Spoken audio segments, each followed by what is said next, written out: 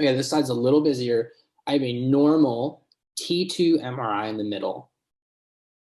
And then I have one on the left and one on the right that are different disorders, both of which we've talked about today. So this is a 50-year-old gentleman who has a personality change and a positive family history of someone with something similar. So Auburn says frontal temporal dementia. Kevin says FTD. So I agree. And which one is that? Same convention, left or right?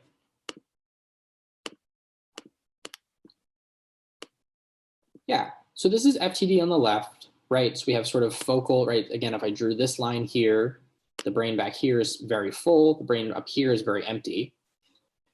And now the one on the right is a little harder. So I want you to kind of ignore altogether the side on the left, right? So can I do this? Yeah, let's get rid of it.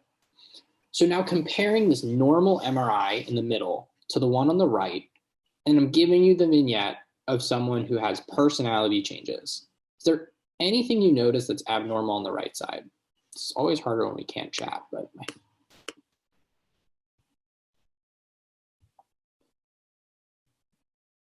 And I might just temporal lobes like normal, temporal lobes increased signal. Okay, yeah, okay, I hear you. Might be just the way that imaging is different. So I want you to look at the ventricles here. This is not the perfect image of this versus the ventricles here.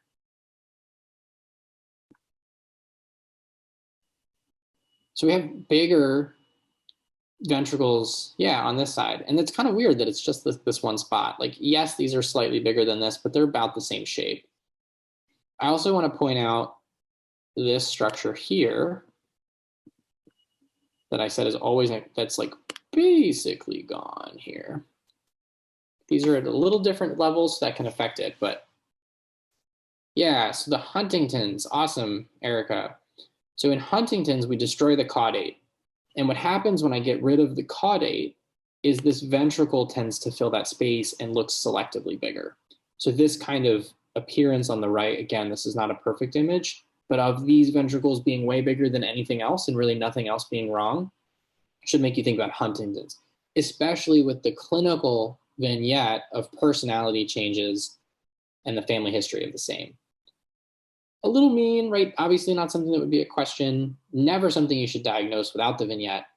My kind of take on imaging for a lot of these tests is that it's going to be about 20% of the questions, and only about 20% of those do you absolutely have to use it. Sometimes you can get around it with just like really good understanding of the subject matter.